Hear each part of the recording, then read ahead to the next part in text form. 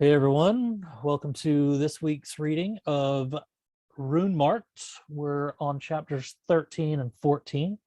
So obviously, you know the drill. We are going to just jump right in.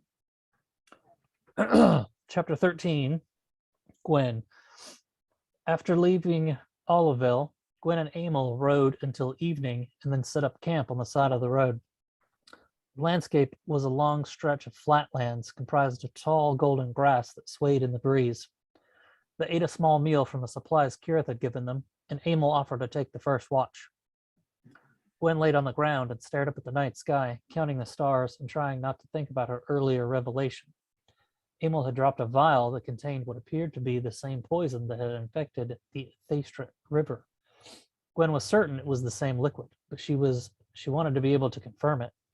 The problem was she didn't know how, and even if she did, what could she do about it? The most troubling thing to Gwen was why. Why had Emil done such a horrid thing? It didn't make sense unless Kirith had snubbed her in some way, and even then, Gwen didn't believe that Emil would go to such lengths. At least, she didn't want to believe the woman would do something like that.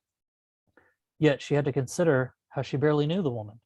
If Eridor trusts her, then so should I, Gwen thought. She struggled with her feelings until sleep eventually claimed her. When Emil woke her up for her turn at watch, Gwen felt like she'd only just fallen asleep. She rose and tended the fire until sunrise, when she allowed the embers to go cold. They ate breakfast, mostly cheese and grapes, and then rode most of the day.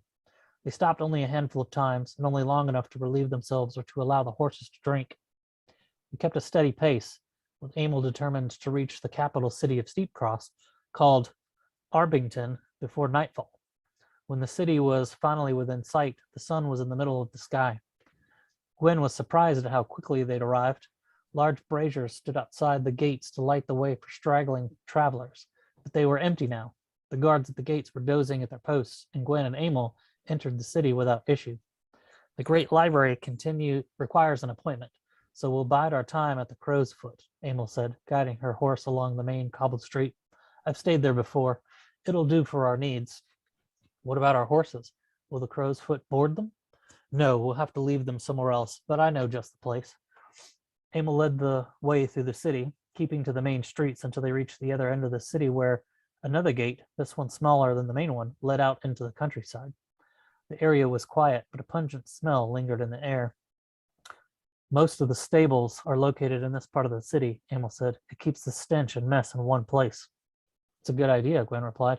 Having to smell this, she waved her hand, while eating or drinking in a tavern would be less than ideal. Exactly. It also provides an easy exit if we have to leave quickly. Gwen wondered why they might have to make a hasty retreat, but she said nothing. Every little thing Emil said came across as suspect now that she'd found the vial. They left the horses with the young boy and paid the boarding fee to an older man whom Gwen assumed was the boy's father. Emil and Gwen backtracked to the center of the city, and entered a large building with a sign that hung from the roof that read Crow's Foot. Gwen felt more at home than she had in weeks. The inn was crowded, and a troupe of musicians was playing a lively tune. The atmosphere was one of camaraderie, and the ale was flowing. Gwen found it all refreshing and allowed herself to forget her problems for a while. She was so enwrapped with the music that she barely heard Emil say she was going to get them an appointment at the great library. Gwen was pleasantly surprised when she spotted a familiar face. A young man was moving through the crowded room, making his way to where the musicians were. Brown hair, clean-shaven, handsome. It was definitely him. He waited for the troupe to finish their final song, then took their place and struck up a tune with his lute. Gwen watched him intently, remembering his performance from the last time she saw him. That had been the night that started it all, and had put Gwen on the path to joining the rebellion. The bard's fingers strummed over the strings, playing with practiced ease. He was just as good as she remembered. She smiled, happy to know that he'd escaped her father's inn and that nothing ill had befallen him. Other memories, darker ones, hovered at the edge of her mind, but she kept them at bay by focusing on the music. Emil eventually returned and sat across from Gwen. The bard played several more songs before another musician took over, and then Gwen turned her attention to Emil. How did it go? As well as can be expected for a last-minute request, Emil replied, but one of the librarians owes me a favor, so I was able to get us in. If you're done drooling over the handsome bard, we can go now. I wasn't, Gwen sputtered. Whatever, Emil interrupted. Are you ready to go? We've got a limited amount of time inside. Gwen rose from her seat. I'm ready. Despite her tone of confidence, she had a lot of trepidation about learning her true name.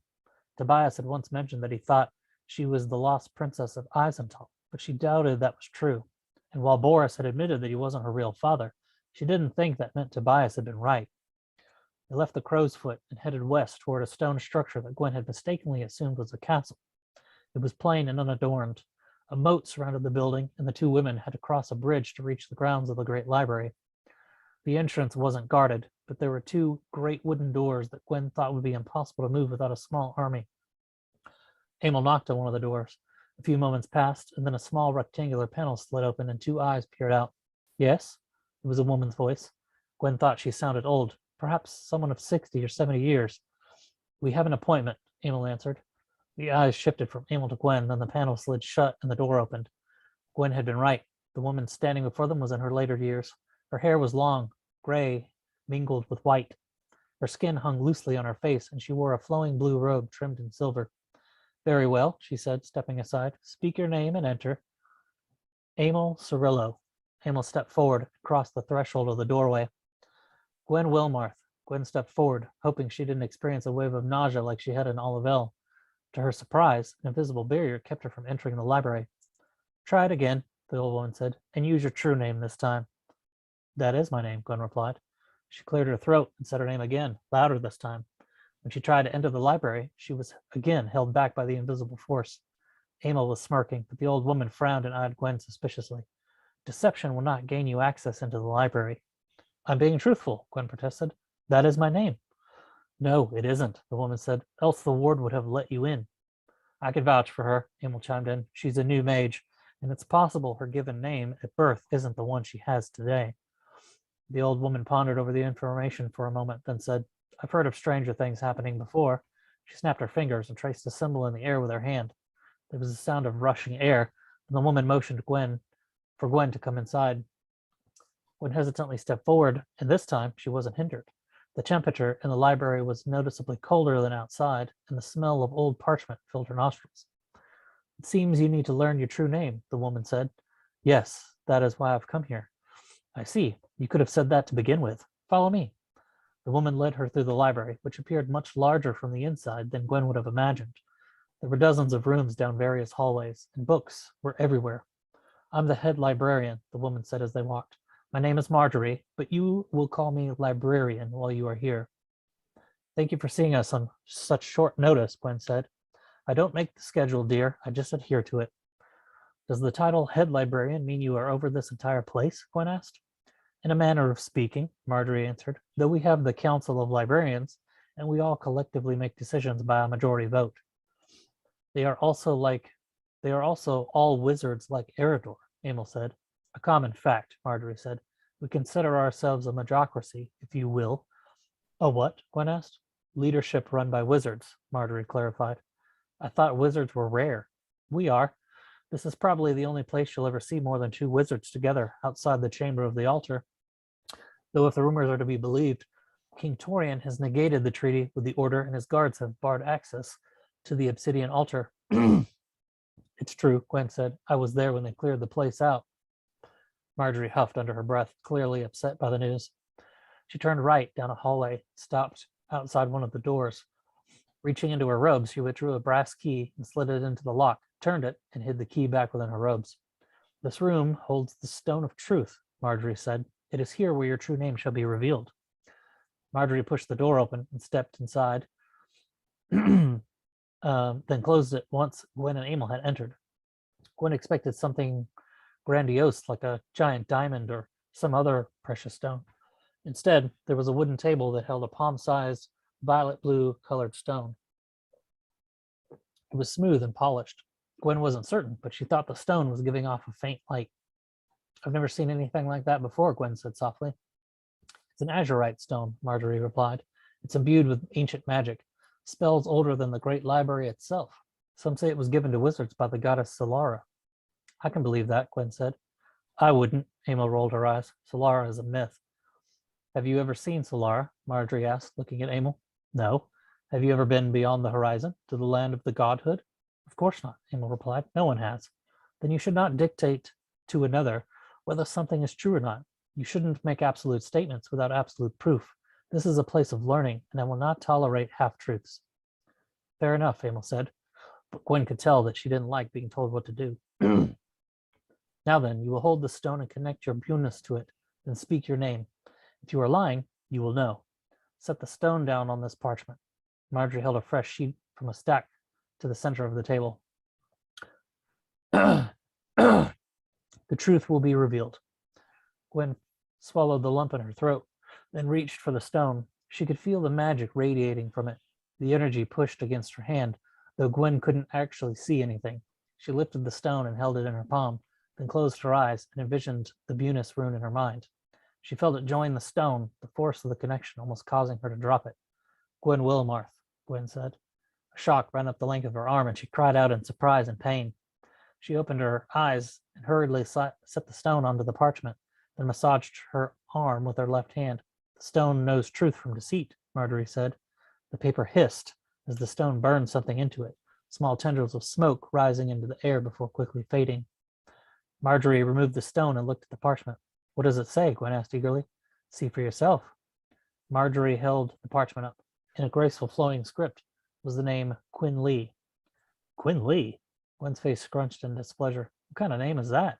A rare name, Marjorie had said, her expression curious. There's only one person I've ever known to have it. Who? Gwen asked. The lost princess of Isentol. Chapter 14, Connell. Employing the benefits of his stealth rune, Connell lowered himself over the walls of Farrell's castle, pausing to get his bearing. Though late, he knew the Stag's Head would still be busy. Slipping through the streets, he stood outside the tavern and listened to the cacophony of patrons enjoying another ale. The door opened, and light spilled out along with two revelers who, upon seeing Connell, greeted him as a long-lost friend. Giving him an affable grin and a slap on the back, Connell brushed past them and into the tavern, rapidly scanning the room, surprised that Maldwick was still there. To his credit, the new leader of Oscon's company was sober and alert, immediately noting the new arrival. Connell weaved around the table to finally scoot a chair out next to Maldwick. Surprised to see you here, boss, Maldwick smiled. Surprised to see you still here, too, Connell returned the smile. We tracked four of them down, Maldwick said, getting to the reason to believe Connell was here. Good. I've got one more job for you. Whatever you need, boss, Maldwick confidently answered. Kill them. With a smile on Maldwick's lips remained, what was in his eyes vanished. We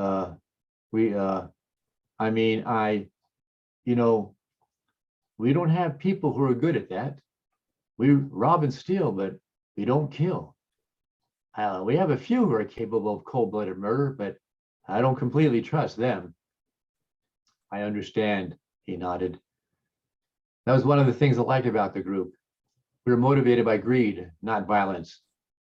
I expect to use those skills in the future. As for now, tell me where they are, and I'll take care of business myself. No, boss, Maldwick quickly reconsidered. After all, he was in charge now. I'll take care of it. You sure? Like I said, we got a couple of folks who'd be more than willing to satisfy their bloodthirst. Leave it to me. Thanks. I'll see you in the morning. Morning came way too early for Connell. Making use of his stealth skills, he had prowled the streets until the early morning hours, knowing the only people out were burglars. Twice he had come upon thieves in the process of breaking into a house. Twice he had foiled the act by remaining in the shadows and gently coughing, scaring the intruders half to death and causing them to bolt. It had been great fun, but now he was paying the price for his late night escapade. Farrell is sending a cohort of his soldiers with us, Briac announced over breakfast, of roasted venison, fresh bread, cheese, and ale. Peering intently at him, he suppressed a smile. You look tired. Busy night, he said, uttering a drawn-out sigh. That's what you get for staying out late and partying, Briac chuckled at Connell's confused frown. He held his forearm out to show Connell that the runes were not glowing. Thank you.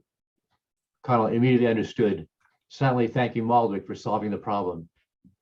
About time you got up, Trogworth greeted him as he and Gallagher entered into the dining room. He cut 2 slices of cheese, offering one to Gallaudet. Charles' cohort is about ready. How many are there? Connell stood, casting a wistful glance at the unfinished breakfast. Slow down, Torgreath advised with a grin. I said, about ready, which means another half an hour. Finish your lunch. Very funny, Connell smirked as he sat and ripped off a chunk of bread, slathering with warm butter. How many? Torgreath shrugged. Didn't bother to stop and count. Lord Farrell strode in, his usual arrogance forcibly suppressed. My Lord Connell, I'm sending a cohort of my best with you. I had my steward compose a missive to Gallaudet, urging him to action. With an overt flourish, he produced a sealed letter, placing it on the table. Thank you, Connell nodded, affecting as regal an air as possible.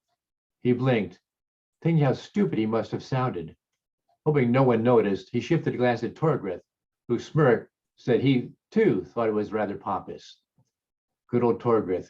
He's the one person I can trust to tell me when I'm getting too full of myself. I believe they're about ready, Farrell said, referring to his cohort. He was ready to be rid of his guests, and the sooner they were gone, the sooner he could stop pretending to fawn over this upstart. Once outside, Connell scanned the assembled troops, his eyes lighting on Maldwick, who was hustling over towards him. Morning, boss. He smiled, then leaned in so only Connell could hear. Took out most of them last night. One managed to escape, sorry. Nothing to apologize for, Connell reassured him, then placed a hand on Maldwick's shoulder. Just thankful I've got someone I can trust. He shot a meaningful glance at the assembled cohort. Good morning, my lord, the cohort commander called out as he approached. He was a wiry, muscular man adorned with breastplate and carried a feathered helmet in the crook of his arm. A short sword slapped at his thigh as he walked. He was clean shaven with his short, dark auburn hair. I'm Cadvin. Good morning, Captain, Connell amiably replied. You met Maldwick, chief of these marauders? I have not, my lord, he answered, giving Maldwick a reserved nod. I'm unfamiliar with your group. We'd like to keep it that way, Maldwick said with a polite smile. Are we ready, Captain? Connell interrupted before Cadvin could probe further. Yes, my lord. I want to get to Rexford as quickly as possible. Your cohort would take the lead. Set a good pace. As you wish, my lord. He saluted and jogged over to where his cohort held his mount. I want you close by, Connell whispered to Maldwick. Not that I don't trust the man. I just like having a more responsive force close by. You expecting trouble, boss? Not sure. Let's just say I have a feeling. Connell's jitters proved unfounded as the first day's travel proved quite uneventful. They camped outside the small town of Athgal, 2 hours' travel beyond the border of Farrell's domain. At first, the town's sole tavern was thrilled to have the increase in business. That lasted until just before the ale ran out, when 2 of Captain Cadfin's soldiers got into a shoving match that turned into a brawl, which ended up destroying most of the furniture inside the pub. Things didn't get any better when Connell and Briac were woken in the middle of the night by the tavern owner, who demanded immediate payment. More than cross because he hadn't slept much the night before, Connell, along with Briac, confronted Cadfin, who seemed quite unaffected by the destruction. They're just letting off some steam, my lord. You know how it is. Letting off steam, Briac snapped. They destroyed the man's pub. Are you going to pay for the damages? I gave the man a chip in Lord Farrell's name. He'll get paid, Cadfin replied, wondering why they were so irritated. Paid? And how long would that take? Cadfin shrugged. Don't know. Not my problem anymore. Are you that stupid? Briac burst. How is he supposed to gain support if you're destroying everything in the process? He thrust a finger in the indignant pub owner who stood close by. What will he tell King Gallaudet when word gets out that the army marching through here destroyed his business? He'll get paid, probably a whole lot more than his pub's worth. The way I see it, he'd come out better in the long run. Really, Connell interjected. When do you think Lord Farrell will deliver good on your promise? Your soldiers caused the damage. Your soldiers can pay for the damage. Cadfin blinked in surprise. I don't think that's a good idea. If they spend their money now, they won't have enough when we get to Rexford.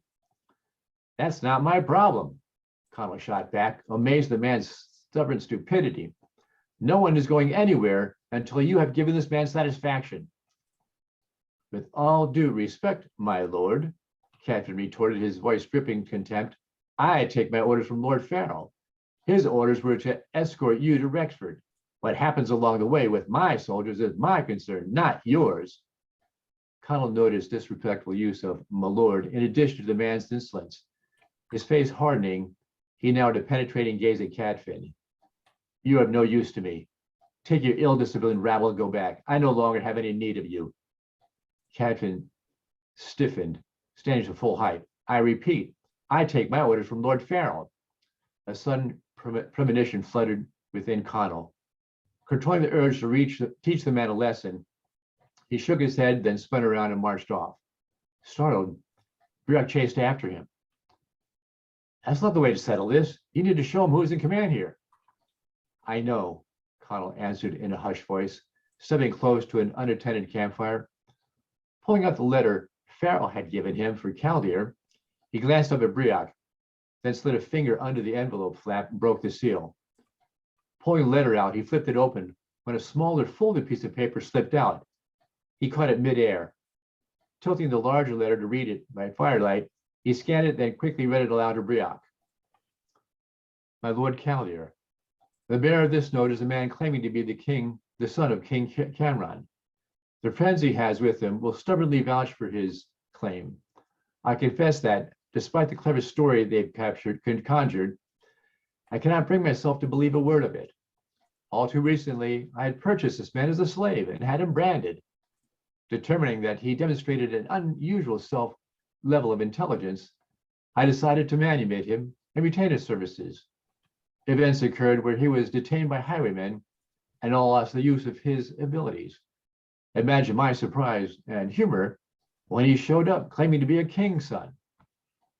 He likewise claims that Torian is plotting to overthrow Tir Monarch, and it is his intent to prevent Torian from accomplishing these supposed plans.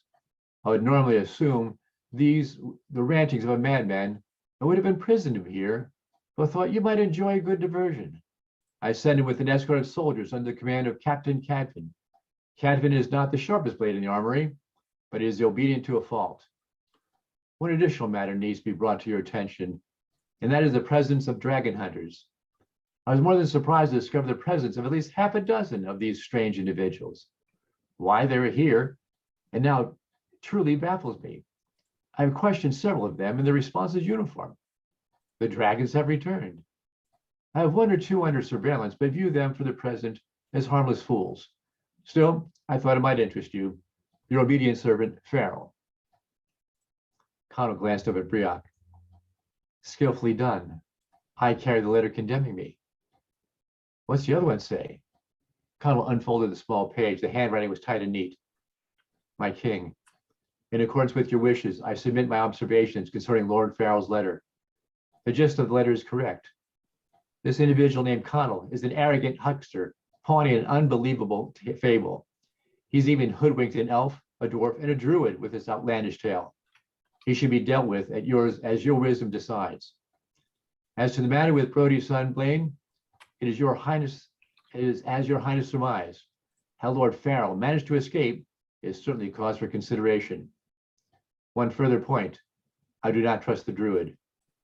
Your humble servant, Arnell. Connell sighed in disgust. And to think that I trusted Farrell. The steward's an ass, so that's to be expected. But I really thought Farrell was on our side. Interesting that Farrell's steward is reporting back to the king, Briok observed. What should I do with these? Burn Farrell's and save the steward's letter. It might prove useful later on. Briok turned to glance back over his shoulder where Cadfin strutted with self-importance, having frog-marched the proprietor back to town with the threat of physical harm should he continue his harangue. We need to jettison ourselves from this excess baggage. I agree. How? It's not like we can sneak away. He's got his security out patrolling the area.